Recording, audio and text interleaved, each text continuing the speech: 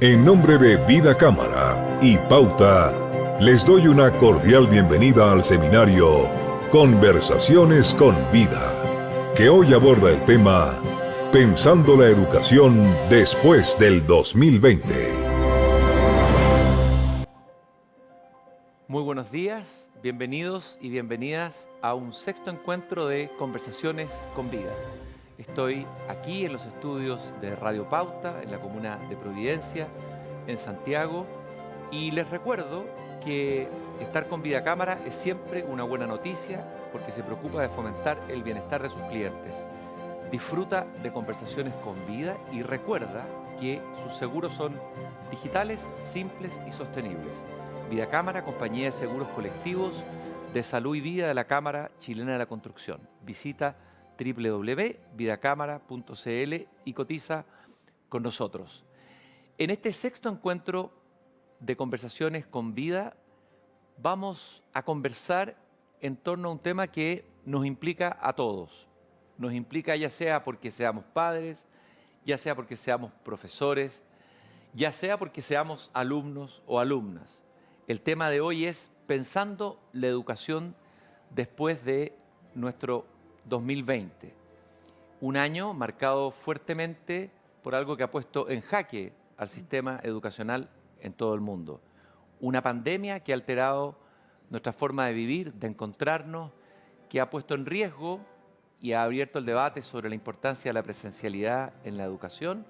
Y además, venimos del año 2019 después de un estallido social que también ha marcado fuertemente nuestras vidas y también, desde luego, también ha marcado fuertemente la educación. Y para conversar sobre eso tenemos una estupenda invitada, una persona que ha dedicado su vida desde joven al llamado de la educación, a la vocación de la educación.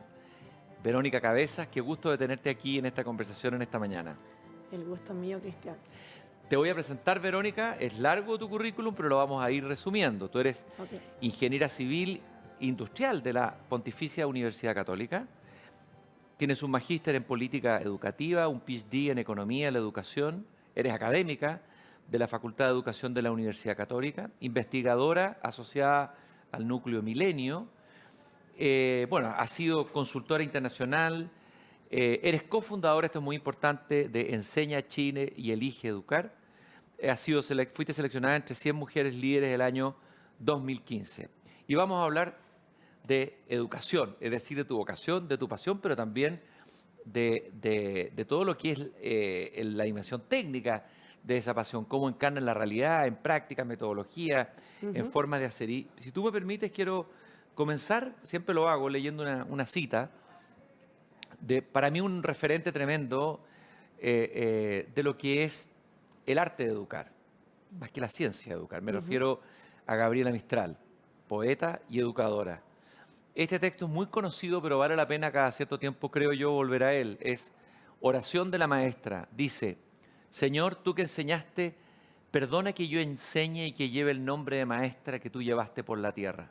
Dame el amor único de mi escuela, que ni la quemadura de la belleza sea capaz de robarle mi ternura de todos los instantes. Señor, hazme perdurable el fervor y pasajero el desencanto. Arranca de mí este impuro deseo de justicia hacia la faena que hago, que aún me turba, la mezquina insinuación de protesta que todavía sube de mí cuando me hieren, que no me duela la incomprensión ni me entristezca el olvido de las que enseñé. Dame el ser más madre que las madres para poder amar y defender como ellas lo que no es carne de mis carnes. Dame que alcance a ser de una de mis niñas un verso perfecto y que te deje en ella clavada mi más penetrante melodía para cuando mis labios no cantes más. Muéstrame posible tu evangelio en mi tiempo para que no renuncie a la batalla de cada día y de cada hora por él. Así comienza esta impresionante oración. Y la leo porque entiendo que de alguna manera tú sentiste un llamado. Hay una historia muy interesante que te hizo a ti tal vez tener un contacto con una parte de la realidad del país y obviamente que ahí viste lo importante que era la educación. Algo pasó en tu historia que te hizo transitar desde la ingeniería a la educación. Y me gustaría que me contaras Sí. eso, Verónica. Gracias, Cristian, y gracias por traer también a Gabriela Mistral hoy día a la conversación. La verdad que sí, yo, a ver, nunca tuve como un llamado en un minuto preciso que yo te podría describir, sino que más bien yo diría que algo que fue desarrollando, que se fue acunando en mí a través desde mi formación familiar, con pequeños detalles que se me fue transmitiendo desde mi infancia, que tenía que ver en realidad con un sentido de justicia social. Mi madre era una ferviente admiradora del Padre Hurtado y siempre, ¿no es cierto?, estaba muy presente sus mensajes, de alguna otra forma, pero no solamente en forma teórica, sino que a través quizás de sus textos, sino que más bien de cómo lo vivíamos y se encarnaba en el día a día, desde su propio trabajo, las prácticas cotidianas con las personas que lo rodeaban en realidad. Y de a poco fui convenciéndome de que en realidad tenía que poner mis talentos a disposición de una causa social mayor y eso por un lado y también por el otro, bueno, por el lado de mi familia, mi madre inmigrante de España, llegó muy chiquitita, ¿no es cierto? Y también, bueno, su familia, su madre en este caso, decidió, ¿no es cierto?, poner toda su energía y su fuerza en darle una buena educación a esta familia. Entonces, y con mi padre un poco pasa lo mismo, ¿no? 7 hermanos, donde también está puesta toda la fe y la esperanza en la educación. Y entonces, tanto en verlo en ellos reflejado, como también en este como transmisión de la justicia social que era tan necesaria en nuestro país. Imagínense en esos tiempos de mi madre, ¿no es cierto? También admiraba a Eduardo Frei Montalva, entonces lo fui acunando y bueno, llegué a la universidad y tuve efectivamente la experiencia de poder tener distintas experiencias de voluntariados, que en la universidad pasa bastante, lo cual estoy muy agradecida. Yo venía a un colegio laico, entonces no tenía la verdad que la cercanía con un contexto de mayor ventaja social. Fui realmente criada en un muy buen ambiente. Y de esas experiencias, claro, fue como, se podría decir que fue como un llamado, la verdad. Fue un llamado que lo fui desarrollando, lo fui cultivando y también lo fui haciendo como mi camino profesional, que creo que es bien importante. Y de esa forma lo fui, en el fondo, me fui perfeccionando en este camino que decidí tomar. Y para terminarte la historia, se terminó el mundo de la educación, la verdad, claro, con mi primer trabajo que fue una municipalidad, donde pude estar cerca de los colegios, en ese caso públicos. Hay un niño, porque a veces los rostros de seres concretos son los que llaman más. Hay un niño que se llama Chito. Sí. Y yo creo que el rostro de ese niño te llamó a ti. Sí, la verdad que, bueno, esto todavía sigo en contacto con ellos. Chito era una familia, bueno, yo estaba en la universidad y lo que hacíamos era acompañar una familia en un campamento en Peñalolén, la Verónica y Claudio, y básicamente lo que hacíamos fue durante 3 años ir a visitarlo una vez a la semana, acompañándolo, guiándolo, y básicamente hacíamos también asistencia a todo lo que tiene que ver con temas educacionales. Y el caso de Chito me marcó muchísimo, y esto voy a tratar de ejemplificarlo, pero Chito era básicamente un niño, ahora ya tiene ya 24 años, en ese minuto tenía 14. ¿Ya? Y a mí me pasaba que yo cuando volvía a la universidad, hacíamos turno, transporte público, mezcla. Y venían muchos niños de Peñalolén, ¿no es cierto?, que bajaban a Vespucio, en ese caso yo estudiaba en San Joaquín, venían a Vespucio a limpiar vidrio, vender Super 8. Y ahí fue como empecé a conectar, decir, a ver, este niño, bueno, podría ser Chito, ya Chito estaba en Peñalolén. Entonces, ¿qué pasa con este niño? ¿Qué pasa cuando se despierta en la mañana? ¿Qué pasa? ¿Qué desayuna Chito? ¿Por qué, no es cierto, está acá con nosotros? ¿Qué es lo que pasa cuando llega a su casa? Entonces, empezar a ponerle ese nombre y entender básicamente que detrás, ¿no es cierto?, de esta cosa circunstancial, que son un minuto que uno ve de una vida de una persona, por detrás hay toda una experiencia que hay que tratar de empatizar, comprender y darle una mayor profundidad y no quedarnos solamente con ese minuto. Entonces, el caso de Chito es el caso que se repite, ¿no es cierto?, en miles de niños en nuestro país, pero a mí me permitió estar cerca de su familia y poder, por lo tanto, no juzgar, sino que más bien poder compenetrarme con lo que es la realidad de su familia, básicamente. Verónica, Gabriela Mistral entendía la profesión, la tarea del profesor casi una visión sagrada, casi como un oficio sagrado.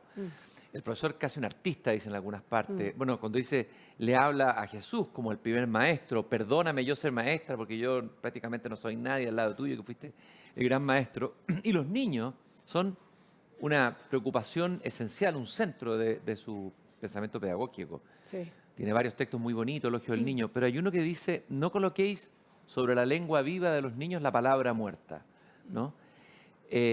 A ver, el niño en la educación, ¿él es el centro de la educación? Hay algunos que dicen que son los profesores el centro de la educación, otros que dicen que son la comunidad. ¿Quién es el verdadero centro, el verdadero foco de la educación, desde tu punto de vista? Sí. A ver, yo creo que ha estado, en la realidad, ha estado un poco confuso quién es el centro. Lo que quiere decir que el que dice está al centro es claramente el niño, y lo que estamos todos valorando mucho de las nuevas pedagogías es donde el niño, ¿no es cierto?, va desarrollando su pensamiento crítico, donde el niño es escuchado, donde el niño es el que finalmente va realizando los procesos, ¿no es cierto?, de aprendizaje, y no solamente está siendo como un mero espectador. Y eso es lo que tendríamos que realmente estar poniendo toda nuestra energía, como el niño es el que realmente hace, ¿no es cierto?, el pensamiento y el trabajo durante cualquier actividad de enseñanza-aprendizaje. Yo creo que efectivamente lo que ha pasado es que la pedagogía, y no es como una moda crítica, yo creo que en realidad algo que ha costado transformar, ha estado puesta muchas veces el foco en el profesor. Y de hecho, cosa mirar, una evaluación docente lo que hace es mirar las prácticas pedagógicas del docente. Y puede ser que ningún niño esté mirando al profesor y ese profesor puede ser destacado.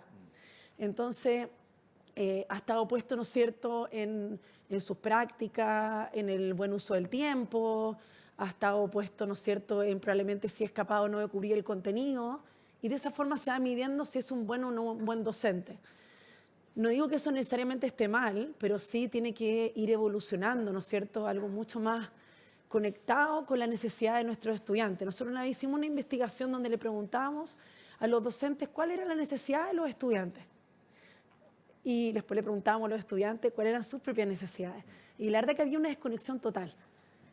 No había esa convergencia que uno esperaría entre ¿no sé, una sala de clase, un ambiente de confianza, donde uno debiese escucharse, donde debiese haber vínculo, donde debiesen de conocerse en profundidad. Y eso no necesariamente sucede en cada sala de clase. Entonces, yendo a tu pregunta, claro, el centro tiene que ser el estudiante, y las condiciones tienen que estar dadas para que el estudiante sea el protagonista. Y yo creo que es importante quizás poder entender qué significa para que el niño sea el protagonista. Yo creo que estamos en un muy buen minuto ahora que vamos a empezar a hablar probablemente de la pandemia, en concretizar eso. ¿Qué significa un estudiante como protagonista? Porque yo creo que el discurso está un poco puesto. Entonces, ¿qué significa? ¿Y qué significaría? Claro, ¿qué significaría? Es una muy buena pregunta. Yo creo que es, primero que nada, algo que tendríamos que estar discutiendo. ¿Ya? Yo creo que la conversación en educación debe estar discutiendo ahora qué esperamos, ¿no es cierto?, más allá de la educación a futuro, pero qué es un estudiante protagonista. Entonces, tiene que ver, ¿no es cierto?, con habilidades, vuelvo a decirte lo mismo, que el estudiante esté realizando el pensamiento crítico mientras está durante, sumamos que una sala de clase. Tiene que ver también con temas de valores o habilidades socioemocionales. Tiene que ver con un estudiante que al ser protagonista también sabe colaborar, un estudiante que sabe escuchar con atención, ¿no es cierto?, que sabe también retroalimentar a sus compañeros, y que también sabe recibir esa retroalimentación de una forma positiva y que lo ve como algo que le va a ayudar a crecer como persona. Entonces, eso es muy importante también. Ser protagonista también de una sala de clase donde se genera el aprendizaje también tiene que ver con, ¿no es cierto?, con ser agente de su propio proceso educacional. Es decir, que tenga también la disposición, ¿no es cierto?, que tenga buen uso, manejo del tiempo, la autoeficacia que se denomina. Entonces, requiere, y yo creo que para terminar un poco esta idea, que es central a este tema de ser protagonista, es que entienda el para qué está aprendiendo. Entonces, se habla un poco de propósito, proyecto de vida, pero qué importante que un estudiante cuando está, ¿no es cierto?, en el proceso mismo de enseñanza-aprendizaje, cuando está frente a quien le está enseñando, que entienda el para qué está aprendiendo. Entonces, un estudiante va a ser protagonista cuando él entiende, ¿no es cierto?, el por qué ese minuto es importante, para qué le sirve, ya sea de una forma, no me refiero solamente para qué le sirve relacionado con algo pecuniario, sino me refiero para qué le sirve también conectado con su proyecto de vida, puede ser un proyecto de vida completamente relacionado con quizás temas de desarrollo personal o proyecciones familiares, ¿no es cierto? Y eso tiene que ver entonces con finalmente que entienda el para qué. Y eso es muy, muy importante en este tema del protagonismo del estudiante. ¿Qué es el profesor para ti? A mí me gusta mucho la definición que daba Sócrates, el gran maestro, Sí, que además uno siempre cree que Sócrates tenía una verdad que le enseñaba a los alumnos, pero la verdad es que no, él no tenía la verdad, la dejaba siempre para el final. Porque él decía, bueno, a través de la dialéctica, del diálogo, él decía, el profesor es un partero. Yo soy un partero, decía, soy una yo hago parir desde adentro de un ser humano lo que puede llegar a ser. Bueno, hay otros que han dicho que el profesor tiene que ser un maestro, tiene que ser un sacerdote, casi un artista, decía Gabriela Mistral. ¿Qué es para ti, después de haber estudiado esto, de haber visto profesores, de haber estado con profesores, qué es en esencia para ti lo más importante? Yo sé que son muchos elementos, la esencia de lo que es ser profesor. sí. Hay muy buena pregunta. Yo creo que un buen profesor tiene que cambiar vidas. ¿Ya? Y aquí me refiero con cambiar vidas, cambiar trayectoria de aprendizaje, que es lo primero, ¿no es cierto? Que es generar también este gusto por aprender. Y también cambiar trayectorias de vida, que puede ser encontrarse con, vuelvo a conectar un poco con lo que te dije anteriormente, que es conectar con a qué quiero dedicar mis energías, mis tiempos, mis talentos también el día de mañana y ayudarlo en ese camino que se va generando, ¿no es cierto?, durante toda su vida escolar o académica.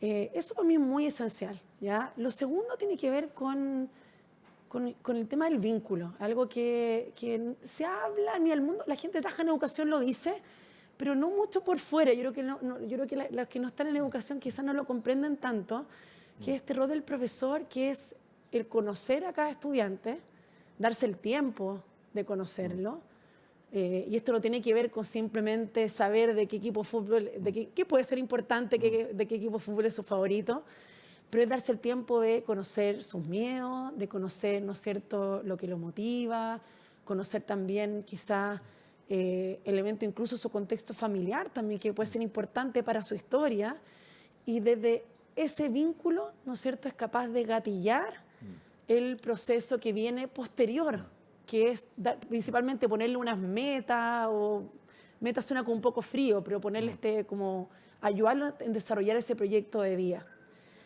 Y como tercero, yo diría que tiene que ver con este desarrollo de estas habilidades transversales, que se genera un poco de todo esto que te digo yo, que el vínculo, ayudarlo a trabajar su proyecto de vida, que finalmente nos damos cuenta cada vez más que la educación actual, en verdad, más que el profesor ser un transmisor de contenido, en realidad es primero que nada, en verdad es como un facilitador, en realidad, de los propios procesos de aprendizaje de los estudiantes. Y lo más importante finalmente es prepararlo en este grupo de habilidades que lo va a permitir navegar en cualquiera sea la circunstancia que esté ese estudiante. ¿Y eso, a qué me refiero? Como a la resiliencia, una habilidad muy importante hoy en día y siempre en realidad, la creatividad, la flexibilidad cognitiva, a tener una mente abierta al aprendizaje, que le guste, ¿no es cierto?, siempre ir aprendiendo cosas nuevas y así. Entonces, el tema de las habilidades transversales cada vez, yo creo que estaba ya puesto como dentro de la agenda, como un elemento importante dentro del rol del profesor, pero yo creo que ahora en la pandemia se ha puesto más realce la importancia que tiene que un docente nos prepare, digo en realidad, porque estamos todos siempre en formación, nos prepare a este mundo cambiante, y estas habilidades nos van a permitir finalmente desenvolvernos en esta sociedad que avanza más rápido que lo que nosotros estamos preparados. A ver, se ha hablado mucho en el último tiempo del surgimiento de este modelo, de esta manera de ver la educación como el aprender a aprender, Sí. más que el profesor que transmite, pero a veces uno se pasa de un extremo a otro, y hay algunos que se quejan que, en el sentido de que el profesor tiene que saber lo que enseña, tiene que estar enamorado y apasionado, o sea, un profesor que ame las matemáticas, un profesor que ame la literatura, le brillen los ojos y sea un gran conocedor de eso, si puede además transmitir y compartir eso o facilitar los aprendizajes en torno a eso. es muy importante. A ver, ¿nos hemos pasado como de un extremo a otro y se ha ido desperfilando esta idea del profesor? Porque uno también, Sí. yo cuando niño me gustaba admirar a un profesor que sabía harto. Son profesores que me marcaron. Aparte de lo que tú dices, hay algunos profesores que uno recuerda más por el vínculo, pero hay otros que uno recuerda porque era un seco en matemáticas, Sí. maravilloso en literatura y marcó a mucha gente que incluso tomara esa vocación. ¿Cómo ves tú ese? Sí. No, a ver, ser profesor es probablemente la profesión más difícil que existe y, digamos, en el sentido que no es solamente, yo estoy yendo con un poco lo medular a lo que quizás Sí. es más olvidado, tanto en la formación de profesores o en los temas que se discuten de educación, porque son menos visibles. Pero sin duda que para ser un buen docente se requiere un nivel de preparación que es muy elevado, porque no es solamente, bueno, primero que nada también es tener los conocimientos de la asignatura que uno va a enseñar, pero además hoy en día además se le está pidiendo a los profesores que además sepan conectar disciplinas, que es todo lo que viene ahora, que es la educación basada en proyectos, que en realidad lo que está, en vez de existe hace muchísimos años, ahora está mucho más en la palestra, porque tiene que ver también con estas habilidades, ¿no es cierto?, del siglo XXI, como le queramos llamar. Entonces, además también tiene que saber, ¿no es cierto?, entender los fundamentos, basar en su asignatura para poder conectarlos con los de otras asignaturas y así. Pero aún más importante, su formación además está basada en la práctica. Entonces tiene que tener los conocimientos teóricos, pero además tener experiencia práctica, porque llegar a una sala de clase, ¿no es cierto? Claro, yo estudié ingeniería, probablemente en mi primer trabajo, yo tuve a alguien que me fue acompañando, quizás me dieron pequeñas misiones, después mi misión fue creciendo y así. En cambio, el profesor desde el primer día está a cargo de ese desarrollo de quizás 30 niños, que es su profesor jefe y así. Entonces, el desafío no es menor y claramente que requiere mucha preparación y lo que tú dices yo creo que no está dejado de lado, se mantiene. Lo que pasa es que ahora el conocimiento está mucho más libre. Entonces, los estudiantes tienen la capacidad de poder investigar por sus propios medios, incluso el profesor no lo sabe. Yo valoro mucho, en verdad, la actitud de un profesor y en verdad de cualquier persona que dice, en realidad, eso yo no lo sé, ¿no es cierto?, con mucha humildad. Y Es por lo tanto, preferible ese es preferible, ¿no es que cierto? transmitir algo Yo que no lo sé y la verdad que lo podemos investigar, investiguenlo usted, porque esa habilidad, entonces, aprender a aprender hoy en día, yo creo que tiene aún más importancia porque el conocimiento está el de libre disposición. He estado conversando con hartos profesores en un espacio que tengo mi programa desde Jardín, es una publicidad que hago aquí, pero que va sobre todo los días lunes, y he conversado con profesores del norte, del sur, profesores de distintas disciplinas, y una queja transversal que escucho en los profesores es que están agobiados por una cantidad de instrumentos, de evaluaciones, burocracia, que les dejan poco espacio para lo más importante, que es preparar su clase, espacio también para generar este vínculo cuando era presencial. Hay un profesor, aparentemente, no sé cómo lo ves tú, agobiado, tal vez por instrumentos nuevos que han aparecido, que forman parte de que el objetivo es mejorar el desempeño docente, pero que terminan muchas veces aplastando o colocándose como una mochila sobre el profesor y se vuelven elementos. Esa es la percepción de muchos profesores, por lo menos con los que he hablado. Sí. ¿Cómo lo ves tú eso? Mira, dos cosas. Primero que nada, te felicito mucho por esa iniciativa de tener un docente toda la semana acá en el programa. Yo creo que algo que es muy importante es poner la voz de los profesores dentro de cualquier discusión, ya sea de política pública, de reflexión de un tema de actualidad, porque sin duda que ellos entienden, ¿no es cierto?, lo que está pasando en comunidades muy diversas. Entonces, si tú traes un profesor de una comunidad rural o quizá acá de Santiago Centro, estamos, ¿no es cierto?, compenetrando no solamente con su oficio, sino también con la vida de esas familias, sus comunidades. ¿Y quién mejor que ellos que poder, ¿no es cierto?, darle voz para que nos puedan contar lo que está sucediendo? Entonces, me parece una tremenda iniciativa y ojalá que los profesores un poco, podemos hablar más de eso más adelante, pero un poco el rol que cumplen, ¿no es cierto?, iniciativas como Elige Educar, es poder darle ese protagonismo, muchas veces olvidado a los docentes, de lo que se necesita, de lo que, para dónde vamos en educación, cómo lo proyectamos y en general, claro, no son los docentes quienes se consultan y eso está cambiando y eso es una muy buena noticia.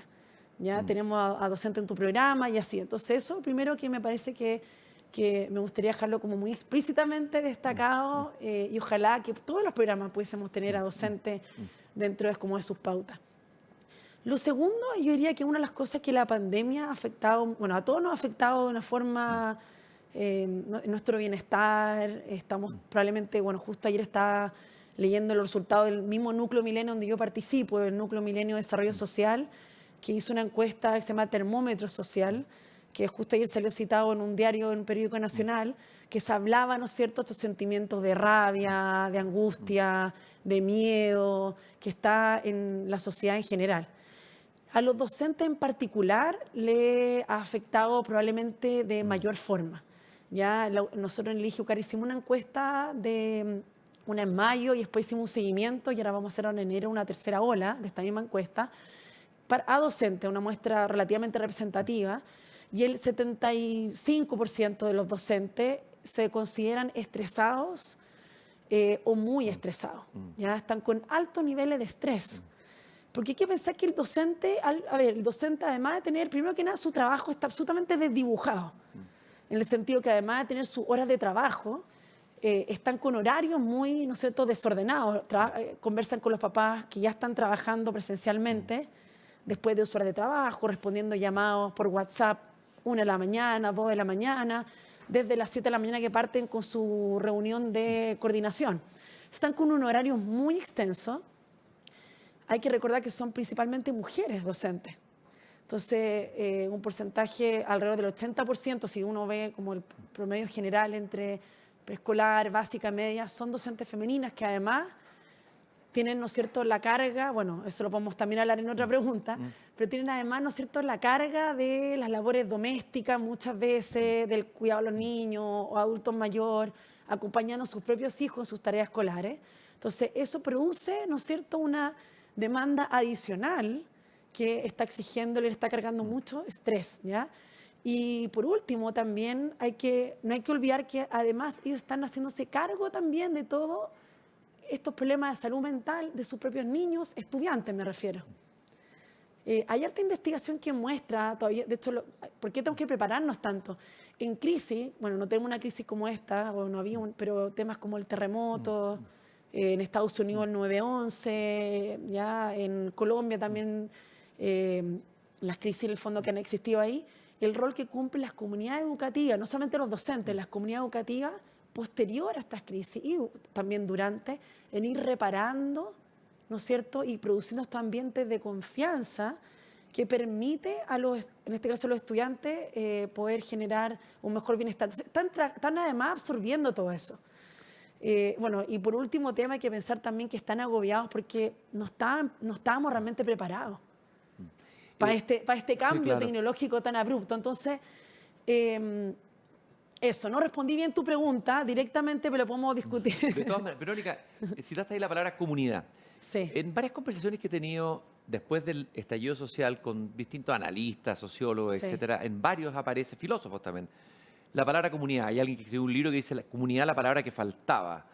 Es decir, que uno de los elementos centrales de la crisis del estallido social habría sido el debilitamiento de las comunidades en el país, en una sociedad más individualista, etcétera. Es interesante que tal vez se pueda recomponer el tejido de esa palabra que faltaba, comunidad, en las comunidades escolares. O sea, que las comunidades escolares como Sí. un elemento de integración social, de reconstrucción, de una nueva manera de estar juntos en el mundo, en la sociedad como proyecto del país. A ver, hablemos un poco de la comunidad Sí. en el proceso educativo. Sí, mira, bueno, de hecho ahora no sé si en otro periódico nacional ayer también apareció las primeras conclusiones de un proyecto donde también nosotros participamos, que se llama Tenemos que hablar de Chile. Y nosotros, Muy interesante ese proyecto. y tanto desde el IGUCAR como Enseña Chile, en verdad somos parte de la agrupación Acción Colectiva, también la Fundación Educación Oportunidad, que también me toca también ser parte de su directorio. Y esta agrupación Acción Colectiva está coordinando, que básicamente una agrupación que coordina distintas ONG en educación. Tenemos que hablar de educación, ¿ya? Y Tenemos que hablar de educación está trabajando levantando esto desde las comunidades educativas. Una de cada 100 colegios en Chile va a participar y uno de cada 50 jardines va a participar de este levantamiento, que es una metodología muy participativa. Y un poco lo mismo pasa también con Tenemos que hablar de Chile. Y el tema que aparece acá, sin duda es el concepto de que la educación y sus comunidades nos van a ayudar, ¿no es cierto?, a generar, ser la base de este tejido social que necesitamos. Entonces hay demasiada esperanza puesta en la educación, en una responsabilidad tremenda quienes trabajamos en educación para sus comunidades, los docentes. Y yo creo que ese llamado es lo primero que nos remece, que hay que empoderar a estas comunidades. Hay que darle espacio, volvemos un poco de la voz, hay que trabajar su liderazgo, ¿no es cierto? Más que un poco quizás conectando con el tema que apareció antes en tu pregunta, más que, ¿no es cierto?, tener tanta presión como de accountability, como se dice, de rendición de cuentas. Sí, está bueno, accountability. Es, ¿no es cierto?, de poder empoderar, darle espacio también para que libremente, dentro obviamente de ciertos márgenes, vayan ellos mismos haciendo su diagnóstico, ¿no es cierto?, cómo están los niños, cómo están las comunidades, cómo están las familias, generando procesos de diálogo. Yo creo que una de las cosas positivas que tenemos que hablar de educación es que se genera esta conclusión a través de diálogo, no es una encuesta, son mecanismos participativos, entonces hay que generar procesos de diálogo y obviamente que a través de esos procesos la comunidad se va viendo fortalecida porque es muy importante que la comunidad confíe en sus escuelas y que, ¿no es cierto?, se genere mayor como permeabilidad entre la comunidad y la escuela. Y eso hoy en día pasa en algunas comunidades, pero son más bien comunidades chicas, ¿no es cierto?, que tienen un poco todavía este rol de la comunidad como el centro del pueblo, pero en las zonas urbanas se ha perdido ese rol. Así que sin duda que hay un tema de la comunidad que la escuela puede ser gatillante y, bueno, se puede plasmar de distintas formas. Yo creo que los profesores ahí, cuando, bueno, se generan estos encuentros profesores de discusión con la familia, es un muy buen paso. Y por eso quería citar un poco este proyecto que me parece que va muy alineado. Interesante proyecto. Estoy conversando con Verónica Cabezas, estamos en Conversaciones con Vida, el ciclo organizado por Vida Cámara, y el tema nuestro es Pensando la Educación después del 2020. A ver, bueno, pasaron muchas cosas después del 2020. Pasaron el estallido social, está ocurriendo la pandemia. La pregunta que te quiero hacer es, ¿en qué estábamos en educación antes del estallido y antes de la pandemia? ¿De qué manera, al mirar hacia atrás, vemos que cambiaron los focos, o se reforzaron ciertas, digamos, reflexiones que se habían hecho sobre la educación o investigaciones? ¿Cómo ves tú eso? ¿Cómo estábamos antes? Para después hablar de cómo estamos después, digamos, y lo que viene. ¿Cuál era la discusión, cuál era la conversación antes? Sí. Bueno, claramente que, lo que ha pasado este año ha acelerado todas las discusiones que existían previamente. ¿Ya? Y eso un poco me parece que va a ser súper interesante discutirlo ahora. Previamente yo diría que uno de los grandes temas que esta pandemia no ha borrado, sino que todo lo contrario, yo creo que se sigue instalando, que básicamente lo bajo, primero que el tema de la lectoescritura, ¿ya? Uno de los grandes temas que estábamos trabajando como país. Hay que recordar que el último CIMSE que se hizo en segundo básico, solamente el 38%, 40% de los niños están a un nivel adecuado de lectoescritura en segundo básico. ¿Eso es índice en comparación con otros países? No, en relación con... No, esto es una prueba nacional, digamos. Eso en relación que básicamente pero 60% de los niños en nuestro país en segundo básico no saben leer y escribir de forma adecuada. Es un drama tremendo. Y es el tema que hace tiempo que venimos, la verdad que, porque sin hablar de brechas más adelante, pero esa es como, yo diría, la base de la brecha que después se va acentuando en el tiempo y va creciendo a medida que va avanzando su trayectoria, porque eso claramente que le va afectando en todo lo que viene posteriormente, ¿no es cierto?, en el proceso de enseñanza posterior. Ahí me quiero detener una cosa. Ese tema está muy fuerte previo. A ver, me imagino, no estoy seguro de esto, tú tienes que tener investigaciones o deben estar monitoreándolo, que, a ver, la pantallización excesiva podría afectar el proceso de lectoescritura o facilitarlo. Tú me dirás, el hecho de que hoy día los niños estén más en pantalla, por ejemplo, usan tal vez menos sus cuadernos, me da la impresión que en algunos colegios incluso nos está dando a leer mucho el libro, problemas con el libro. ¿El problema podría agravarse ahora o no con la educación a distancia? Sí, mira, yo creo que igual no va relacionado directamente a eso la brecha. Yo creo que tiene que ver también con algo incluso anterior, que tiene que ver con los procesos de educación inicial, es decir, todo lo que es preescolar, acceso a una educación inicial de calidad. Eso es tremendamente diferenciador en alguien que puede, ¿no es cierto?, acceder a ir al lenguaje más coloquial, ¿o no?, a un jardín infantil, donde tiene interacciones de calidad con la educadora, una educadora, no sé, que lo va estimulando, le va haciendo preguntas, donde tiene lectura diaria. Eso es tremendamente diferenciador. También, por otro lado, en esa educación inicial de calidad, ¿no es cierto?, se va produciendo también interacciones con otros niños, habilidades que son, volvemos a estas habilidades más bien sociales, pero también son la base para poder generar estos aprendizajes. Bueno, aprenden también, se preparan también a todo lo que son los procesos de lectoescritura. Actividades básicas, arrugar papeles, cuando dice, ¿por qué los niños hacen estos grafismos? Son en realidad una preparación. Y además también tiene que ver con las habilidades parentales o de los cuidadores que están con los niños. ¿Sí? También es una brecha abismante de capital cultural de la familia y que no hemos sido capaces, ¿no es cierto?, nosotros como el sistema educacional de poder contrarrestarla, porque un buen sistema educacional tendría que ser capaz de contrarrestarlo o al menos disminuir esa brecha, al ir a una educación inicial de calidad. Ahí te iba a preguntar algo. La conciencia que la educación inicial tiene que ser de calidad es fundamental. ¿Ha estado en el centro de la conversación como país? Parece que durante un tiempo el tema era la gratuidad, por ejemplo, para el sistema, para los universitarios. Sí. Parece que eso fue el centro de la conversación durante años. Hay algunos que planteaban que había que volver a colocar el foco aquí. Sí. ¿Qué ha pasado con eso? No estoy seguro que el país haya colocado eso en el centro de su conversación. No, en el centro de la conversación... Y debiera colocarlo, probablemente. Claro, en el centro no ha estado, y sin duda, si tú me preguntas a mí cuál debiese ser el foco y probablemente la prioridad actual, debiese estar de asegurarnos que todos los niños entre un año o entre 0, digamos, 6 meses y los 5 tengan acceso a una educación inicial de calidad. Eso, como te digo, ayuda a reducir las brechas propias del capital cultural de la familia, en una preparación, no solamente en habilidades cognitivas, sino que en habilidades socioemocionales. Eso está muy estudiado, de que cuando uno accede a educación inicial de calidad, incluso sus consecuencias se ven después a los 20, 25 años, por ejemplo, la toma de decisión de las personas, incluso si pueden acceder a crédito, una vivienda. Estamos hablando que los beneficios son múltiples.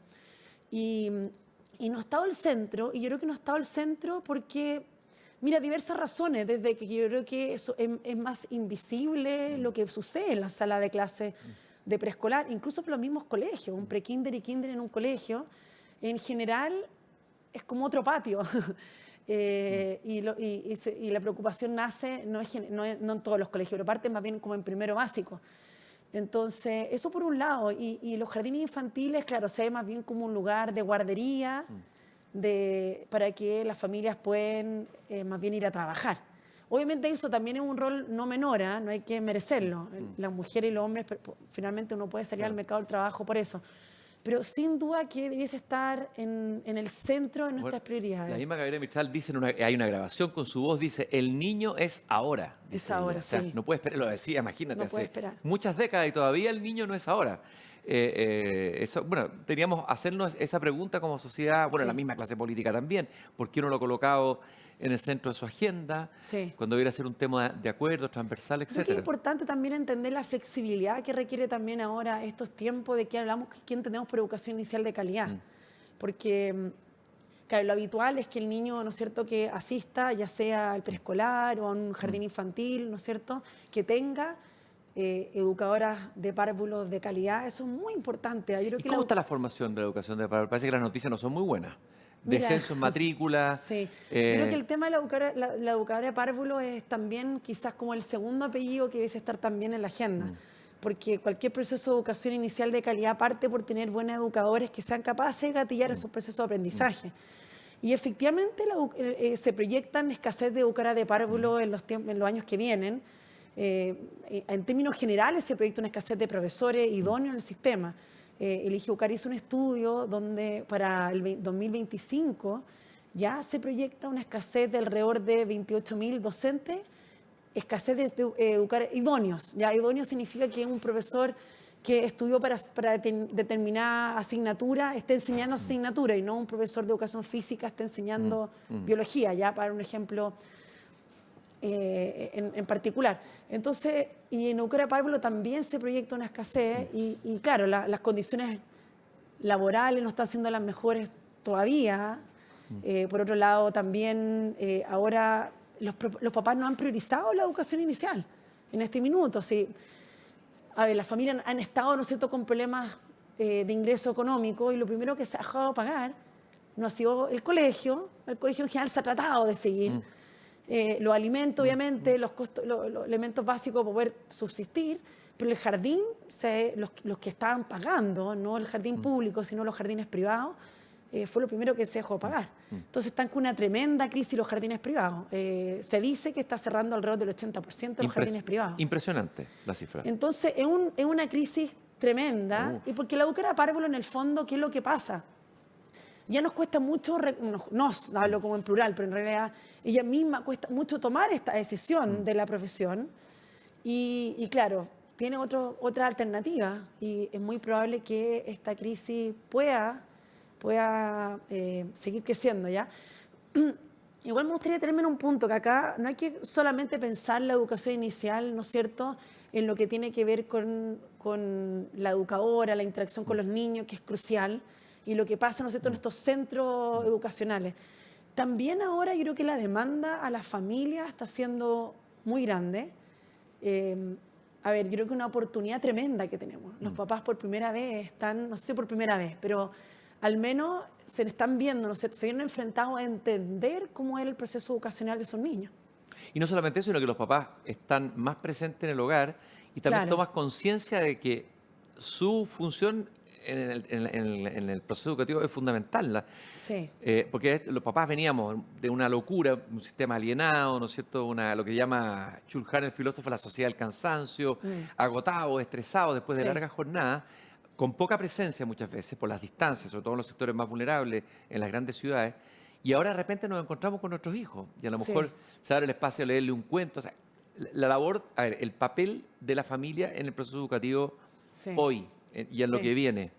Yo creo que una tremenda oportunidad. Yo creo que en general, si le preguntamos a la familia lo que muestra la encuesta, con una cosa positiva de la pandemia ha sido efectivamente estar más tiempo como grupo familiar, con sus alto y bajo, sí, con sus pros y contras. Yo creo que esto no hay que idealizarlo, pero raya para la suma, ¿cómo se iría? El estar más tiempo con la familia, con los niños, ha permitido, ¿no es cierto?, conocerse mejor entre ellos. Cosas muy básicas. La enseñanza, el proceso de enseñanza-aprendizaje o el aprender no está solamente reducido a la escuela. Una buena conversación, una mesa de comedor, un buen diálogo en la mañana, incluso el rememorar historias familiares también para atrás. Que yo, por ejemplo, me ha pasado mucho, no sé si a ti te pasa, pero uno está muy nostálgico en este tiempo. Sí, totalmente. Muy nostálgico. Y uno está todo el tiempo volviendo al pasado. Sí. Bueno, ahí ya requería el apoyo de alguien más bien de la psicología. Pero claro, y ahí se construye un relato. Y hay que pensar que todas las historias de las comunidades, las culturas se hacen desde el relato, del contar ese pasado a los que vienen. Y a lo mejor a veces se ha roto esa cadena, esa posta, ¿no? Sí, eso requiere tiempo, requiere dedicación, requiere, ¿no sé, la pausa mental de me poder rememorar, de ese grado de nostalgia.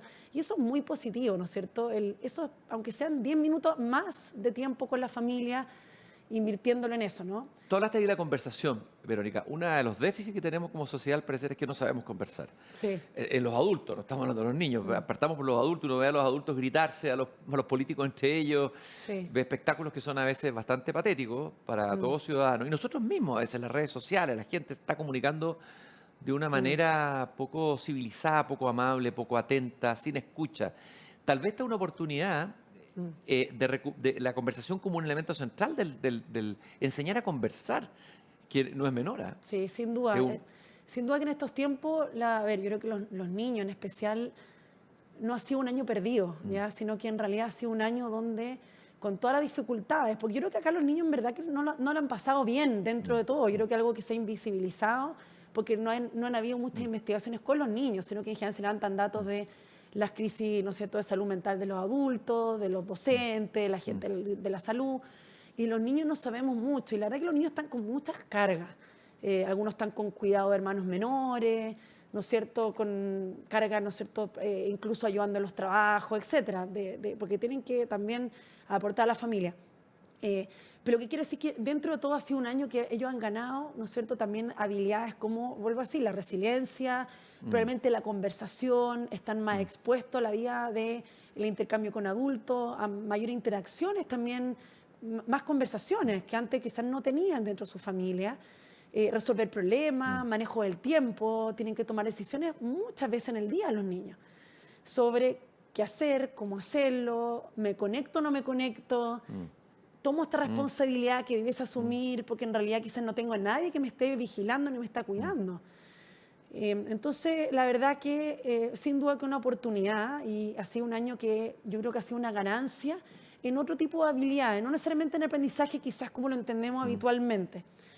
Igual quería volver un poco al tema de la familia, simplemente para poder decir de que los papás, bueno, están más conscientes, yo creo que también están más conscientes del rol de los profesores, están valorando, yo creo que ha sido una oportunidad de valorar más también el rol del profesor, pero también a los papás hay que ayudarlos en lo que se llama hasta como habilidades parentales. No todos tienen el nivel educacional, o más que el nivel educacional, quizá el conocimiento que les llegó de alguna forma, o quizá la espontaneidad de poder saber cómo, por ejemplo, tener una buena conversación con su hijo, de cómo generar ese diálogo que quizá incluso, además de estar contando una historia, estoy generando además otro tipo quizás de aprendizaje y yo estoy también consciente de eso. Ahora, eso ha producido mucha angustia, Verónica, y mucho estrés, pero tal vez para calmar a los padres. Hay un libro me vino ahora mientras hacías esto, de un psicoanalista, Bruno Bettelheim, que también fue educador. El libro se llama No hay padres perfectos, que cuando yo vi el título, a mí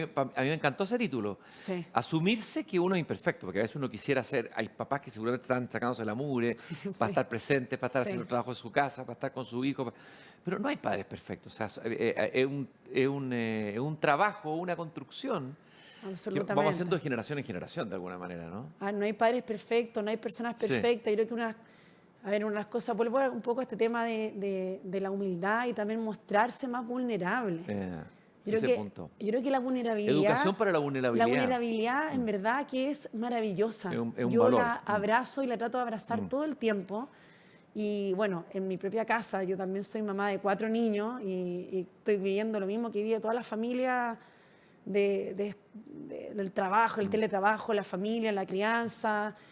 Y yo creo que la vulnerabilidad, cuando uno la muestra, la visibiliza, el me equivoqué, el también mostrar, no sé, el mostrar los sentimientos también.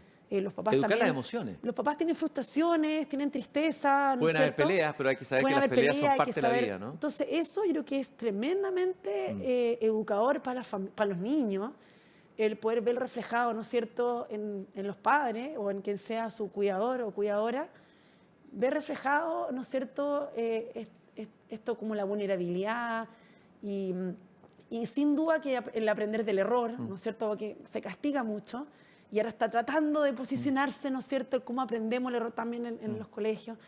Así que no hay padres perfectos, pero yo igual vuelvo al tema de que no hay padres perfectos, no equivocamos, de que hace bien, ¿no es cierto?, también poder entregarle más herramientas, no para ser perfecto, si eso no tiene que ver con la perfección, sino que tiene que ver más bien con de tener más herramientas para poder, ¿no es cierto?, por ejemplo, saber de que es importante, ojalá, tener un par de libros en la casa. Entonces, si voy a regalar un regalo que voy a gastar, aunque sean 1.000 pesos, lo que sea en plata, ¿por qué no? Entonces, dentro de esos 2 regalos, que uno sea un libro. Sí. Entonces, el libro va a ser un premio para el niño. Sí.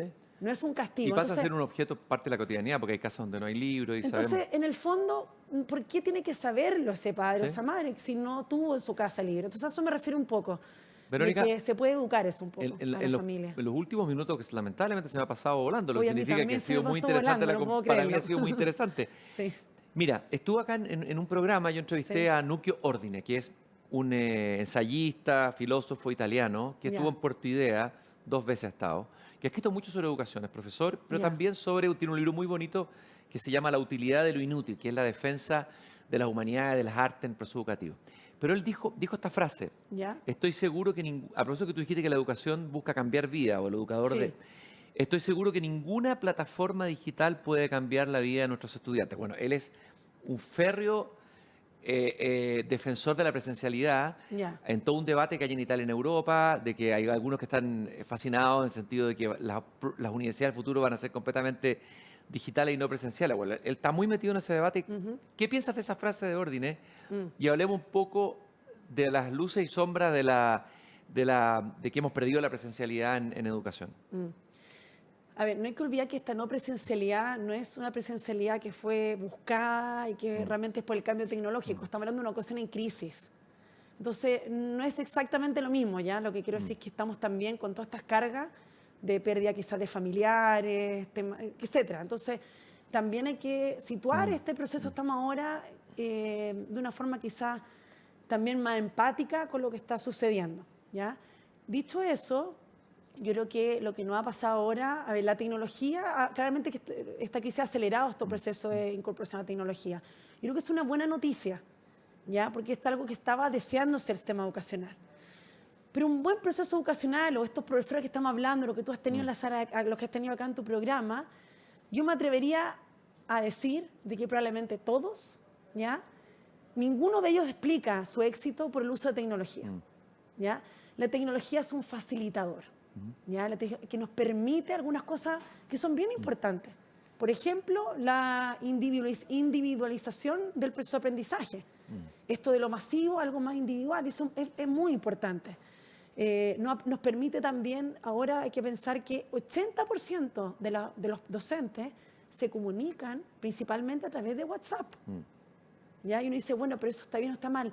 La verdad es que no sé si está bien o está mal. Lo que pasa es que es la forma que tienen ahora, porque en verdad que el Internet y la banda ancha no es la realidad que tienen todas las familias en Chile. En las zonas rurales, menos del 20% tiene acceso a banda ancha.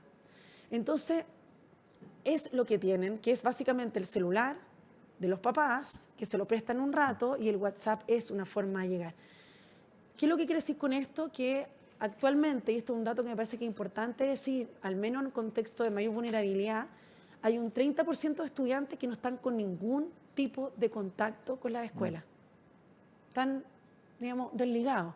Entonces, si la tecnología nos va a ayudar de alguna forma a poder, ¿no es cierto?, más que reencantar, a mantener ese vínculo, yo creo que no hay que negarle sus beneficios que tiene y que en el fondo hay que entender que eso es lo que está pasando ahora, dada la situación de emergencia. Verónica, hay un punto interesante. Sí. Tú dijiste, bueno, este porcentaje no tiene acceso a Internet, pero han surgido, entiendo, otras formas de comunicación muy originales. La radio se ha convertido en un medio educativo, la televisión se puede volver a convertir en un medio educativo. Hay que pensar que la televisión en Chile en su origen fue universitaria, que hubo proyectos maravillosos como Teleduc. Canales por YouTube, han surgido una serie de experiencias que me gustaría brevemente que la resumiera, que están ocurriendo ahora, que son innovaciones notables. Son notables las innovaciones y sin duda que tienen que mantenerse. Yo creo que entender el proceso del fondo de enseñanza solamente limitado a la escuela es otra transformación que esta pandemia ha acelerado. Es un proceso que se da en otros contextos también, en la casa, ¿no es cierto? También quizá subiendo un cerro, en la naturaleza, acompañando quizá a la familia en una actividad el fin de semana. Es un proceso que es mucho más alto que solamente la escuela. Y esta multimodalidad que involucra la radio, incluso con la misma fundación también Enseña Chile, nació un programa que se llama La Radio Enseña y que está a lo largo de todo Chile, se puede escuchar en podcast, está creado por jóvenes profesionales para gente joven en educación media. Ha tenido un tremendo éxito porque en el fondo, claro, se puede escuchar en otros minutos, se puede repetir en otro instante, se puede escuchar varias veces. La televisión es más democrática también, ¿no es cierto? En estas zonas rurales la televisión permite llegar con programas muy creativos, de muy buen nivel, la verdad. Muchas fundaciones están haciendo programas. Entonces, yo lo valoro, lo celebro, creo que es una política que tiene que continuar, la multimodalidad, y ojalá que en realidad siga creciendo, porque permite llegar a esta zona extrema donde, claro, el Google Classroom que tenemos un poco en la mente cuando pensamos en tecnología, uno piensa, claro, en Khan Academy, que es como una plataforma de proceso de aprendizaje que se ajusta al ritmo de cada uno. Son innovaciones que ojalá abrazáramos, nos van a ayudar sin duda, pero todavía hay muchos problemas antes que hay que solucionar. Y el primero, claro, es el tema del acceso a la tecnología y el buen internet, que eso no es algo que todavía está con gran cobertura en nuestro país todavía. Hay una brecha todavía. Algo dijiste ahí de la naturaleza. A ver, Sí. uno de los elementos más dramáticos tal vez de los confinamientos a los que están expuestos las poblaciones, y lo más probable es que vamos a tener confinamientos rigurosos y estrictos en el país en los próximos Sí. meses, sino en un año completo, para ser realista, es el niño, Gabriela Mistral lo dice en Elogio del Niño, el niño es puro movimiento, es vida, es cuerpo, ¿ya? Sí. Y es penoso cuando uno no ve niños jugando en la plaza, jugando a la pelota, jugando con los otros, corriendo, subiendo. Nosotros somos un país con una naturaleza extraordinaria. Sí. Me da la impresión que ha faltado un poquito de creatividad en comparación con otros países nórdicos que tienen climas incluso más rigurosos que los nuestros, que han hecho cosas muy interesantes en este ámbito. Nos falta una relación con nuestro paisaje. Y en esta época, en que tal vez donde hay menos contagio es en el espacio abierto, ¿cómo incorporar Sí. la naturaleza a los espacios abiertos y darle al niño la posibilidad de correr, de liberar toxinas, de manifestar su cuerpo? Porque un niño sentado todo el día frente a un computador es nefasto, no solo para el Absolutamente, cuerpo, sino para el espíritu, para el psiquismo, etcétera. Sí. Si volvemos a este concepto como educación integral, que también algo que está se dice mucho y quizás nos cuesta como plasmar lo que significa. Y claramente que uno de los elementos fundamentales tiene que ver con el cuerpo, efectivamente. Y uno de los grandes problemas que ha tenido esta pandemia ha sido, no soy experta en esta materia, pero lo que he podido acceder a la información es el tema del aumento de obesidad, ¿no es cierto?, el sedentarismo. Entonces, La otra pandemia se dice. otra pandemia, yo creo que tenemos una tremenda oportunidad ahora, porque sabemos que esto va a seguir el próximo año. Entonces, post-20. Entonces, esto sabemos que viene. Hay que dar los mensajes, yo creo que dar los mensajes muy claros. Me refiero a que hagan política pública, obviamente las escuelas, pero también de política pública. En fondo, qué rol y dónde se posiciona, ¿no es cierto?, todo lo que tiene que ver con el contacto con la naturaleza, el movimiento. Y claramente que se tiene que dar igual de importancia al proceso, ¿no es cierto?, de aprendizaje de las matemáticas. La misma importancia tiene que dársele también a lo que es la actividad física. Y si eso involucra quizá algo simbólico de tener un permiso, ¿por qué no?, de 1 hora el fin de semana para poder hacer ejercicio, que es como una cosa media simbólica, no está o no está este permiso, no, nadie mejor, no, puede ser algo así, como también quizá, ¿no es cierto?, que las autoridades también fomenten, ¿no es cierto?, en las casas, tal como están diciendo, mira, a lo mejor el acceso a internet, incentivar también que las familias pongan en sus rutinas familiares el poder, ¿no es cierto?, tener media hora, 1 hora de actividad. Mira, no tengo tan claro en realidad cómo hacerlo, pero sin duda que los símbolos son muy claros, ¿no es cierto? La gente está esperando señales desde los directores de sus colegios, desde sus docentes, desde la autoridad, ministerio, y tienen que haber señales en esa dirección, de la importancia que tiene. Yo, por ejemplo, tengo un poco más de experiencia personal en mi casa, pero en mi casa tenemos, en el fondo hay 1 hora donde la casa para poder hacer esa hora de actividad, sea cual sea. Pero una cosa media simbólica, ¿no? Uno se viste y se predispone para esa actividad física. Así que sin duda hay que trabajar bien esos simbolismos y ayudar a concretizarlo. Verónica, ¿tú tienes esperanza? Estamos viviendo una situación dramática donde el signo más fuerte es la incertidumbre. Sí. En medio de una crisis social, de una crisis sanitaria, crisis política, etcétera. El país pareciera muchas veces para muchos estar prácticamente al borde de una cornisa. Esa es la sensación subjetiva de una parte del país. Hay inseguridad, hay miedo, hay esperanzas también, obviamente. Pero tú tienes esperanza con los recursos con los que contamos en el sistema educativo, en el país, en nuestras comunidades. ¿Tienes esperanza en lo que viene? Porque eso es importante dar una señal. Tú como persona que está involucrada con pasión y con vocación en la educación. Me gustaría terminar con eso, Verónica. Bueno, si no tuviésemos esperanza, yo creo que nos desmoronamos, en el sentido de que la esperanza, a ver, está, porque si uno va a cualquier comunidad educativa, tú vas a ver algo que quizás no se lee en los diarios, que en una comunidad educativa en realidad es un motor que tiene muchísima fuerza. Sus docentes están trabajando, no es que este año los profesores no estén trabajando o el director esté en su casa, digamos, mirando el techo. Están trabajando de forma muy ardua y han podido responder a esta crisis, yo diría que incluso mejor de lo que se hubiera podido esperar. Están los profesores colaborando, los datos nos muestran que están conversando entre ellos, planificando en forma conjunta. Los directores también están teniendo mucho contacto también con las familias, los llaman por teléfono, incluso en zonas rurales los van a visitar a sus casas cuando no pueden llegar con material virtual en el fondo. Así que la fuerza de las comunidades educativas es lo que a mí me da mucha esperanza y yo creo que hay que dejar y darle en el fondo el espacio, las capacidades, los recursos para que esta comunidad educativa, vuelvo a decir un poco conectando el tema anterior, sepa conectarse muy bien con lo que está pasando con sus comunidades, pueda tener un buen diagnóstico, pueda diseñar ese plan que viene para el próximo año. Tienen ahora un mes al menos, ¿no es cierto?, o 2 semanas antes que salgan de vacaciones, para poder proyectar un buen proyecto al próximo año. Yo creo que la comunicación con la familia va a ser clave, porque el próximo año va a ser como de entrada y salida. Es decir, vamos a volver a clase, va a ser un sistema híbrido.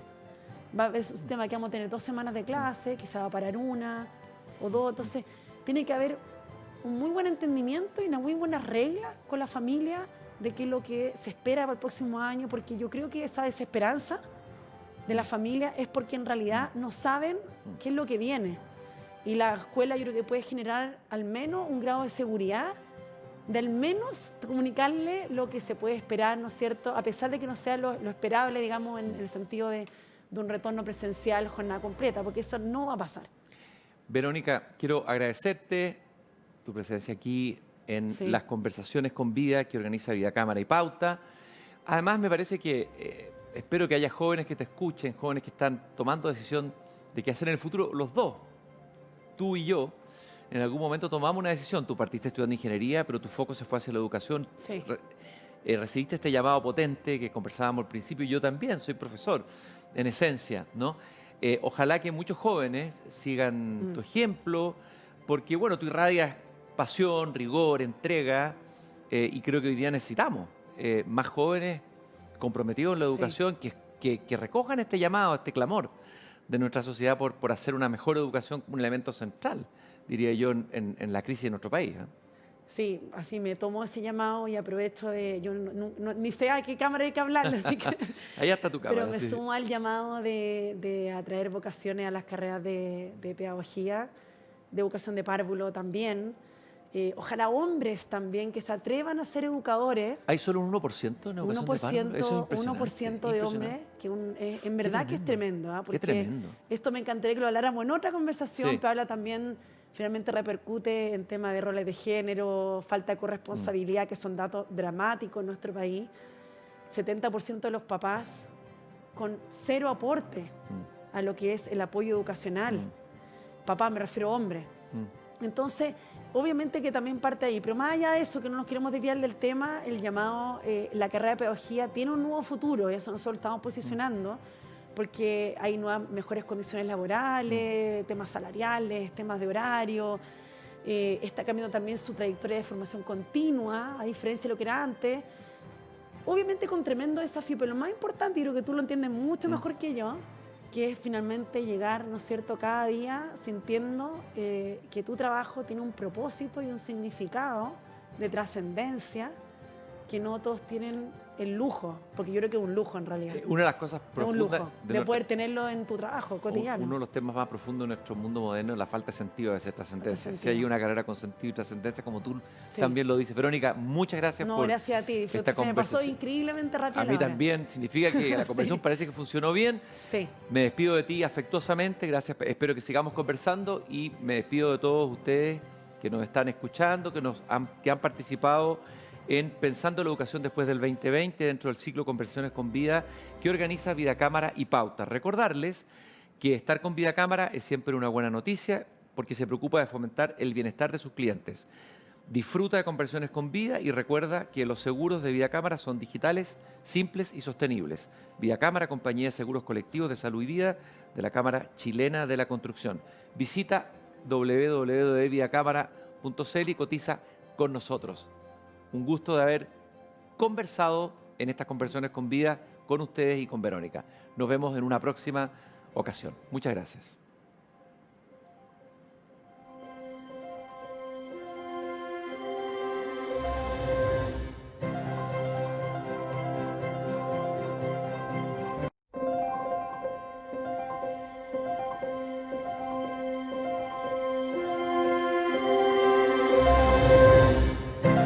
Esta fue la 4ª edición de Conversaciones con Vida. Agradecemos sinceramente su presencia y los dejamos invitados a nuestro próximo encuentro.